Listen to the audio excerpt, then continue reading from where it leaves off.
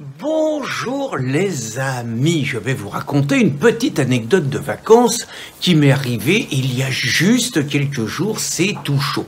Et naturellement, c'est une anecdote de vacances qui est quand même un tout petit peu très politique. Alors que je vous raconte, moi j'aime bien, entre autres, faire des petits pèlerinages. Alors pas des pèlerinages religieux, mais des pèlerinages sur les lieux où je suis allé il y a 10 ans, 20 ans, 30 ans, 40 ans, parfois 50 ans. Ainsi, récemment, j'ai redécouvert une petite ville dans les Cévennes où à l'âge de 20 ans, j'avais passé tout un été à jouer à la pétanque, à gagner quelques concours et à en perdre bien d'autres.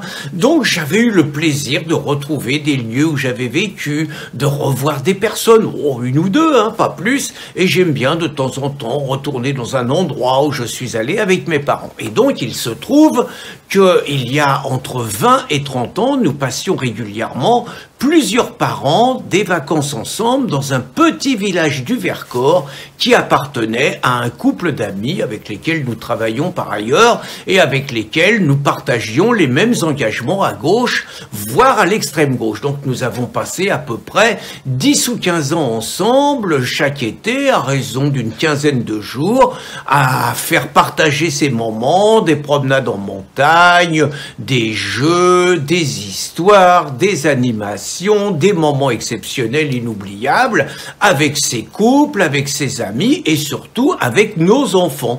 Donc nous avons quelque part contribué à ce que nos enfants partagent des bons moments et tout. Et puis la vie nous a fait nous éloigner. Un de mes copains, donc celui qui avait la maison, est décédé. Il reste sa femme. Et sa femme ayant connu, on va dire, mes engagements, je sais que ça a créé, on ne s'est jamais disputé, mais qu'elle s'est éloignée de moi et que je me suis un jour un peu fâché avec sa fille sur un échange Facebook et c'est tout, quoi. Voilà, donc pour vous dire le cadre. Et nous avons décidé avec un ami de repasser dans ce petit village. Alors nous avons vu deux couples, un couple mec adorable, sa femme aussi, je les cataloguerais de gauche, on va dire, de gens de gauche humanistes, je les classerais comme ça. Je pense que de toute la soirée, on n'a pas approfondi de discussion. J'ai senti que si on avait parlé du vaccin, on n'aurait pas été d'accord. J'ai senti que si on avait parlé de l'Ukraine ou de la Russie, on n'aurait pas été d'accord. J'ai senti que si on avait parlé de l'immigration, on n'aurait pas été d'accord.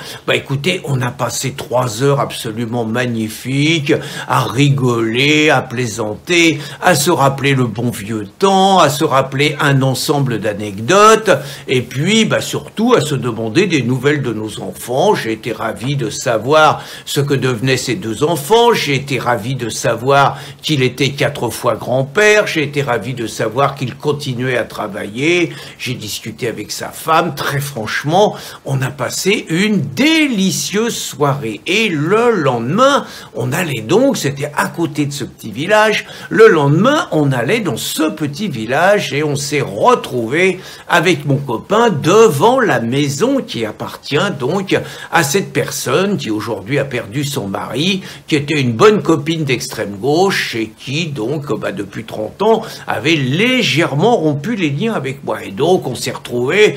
Très franchement, c'était pas une surprise. Avec mon copain, on s'attendait à se prendre la porte dans la figure, mais on a quand même décidé de jouer. Donc, on a tapé, on a ouvert. Alors, c'était d'abord mon copain qui était à côté. Il y a eu droit à une grimace, et dès qu'elle m'a vu, il y a eu un rictus, et ah non, pas lui. Voilà le mot qui est sorti. Au bout de 30 ans qu'elle me revoyait, ça n'a pas été « Pierre dans mes bras, qu'est-ce que ça fait plaisir ?» Ah non, non, pas du tout. Ça a été « Non, pas lui ». Et j'ai pas le temps, j'ai plein de monde à la maison, j'ai juste pu lui dire, mais je vais pas dire son prénom, mais on n'est pas venu pour dormir chez toi, on est juste venu pour te donner un petit bonjour et c'est tout. Et j'ai vu que non, pas lui à nouveau, donc je lui ai dit, je m'éloigne, je te laisse discuter avec mon copain. Ça s'est pas tellement mieux passé parce que j'avais l'impression qu'elle lui reprochait son amitié pour moi et de ne pas avoir rompu avec moi. Et on va dire qu'au bout de 3 minutes, la porte s'est fermée. Et c'est donc cette réflexion que je voulais vous soumettre, parce que cela me fait penser à ce passage d'un livre et d'un article de Bernard Germain qui parle de la prison mentale des gens de gauche. Et on est à fond là-dessus, puisque selon le catéchisme des gens de gauche, on ne débat pas avec le fascisme, on le combat et on l'écrase. Et donc à partir de là, vu qu'elle considère que vu ce que je suis forcément devenu un fasciste, voire un nazi, voire un raciste, tout. Ça serait quelque part compromettant que de discuter avec quelqu'un comme moi, que de m'accueillir, que de discuter comme l'a fait l'autre ami, de s'intéresser à mon sort, de savoir ce que je deviens, de savoir ce que deviennent mes enfants, qu'ils ont connus tout petits, de savoir si j'ai des petits-enfants, de savoir ce que deviennent des amis, les uns les autres et tout.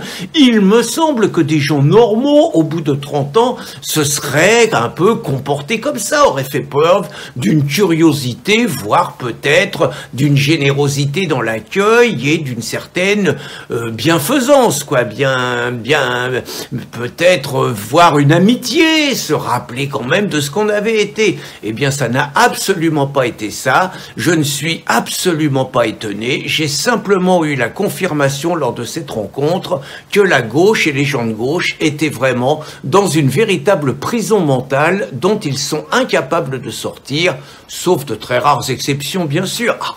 Bonne journée les amis.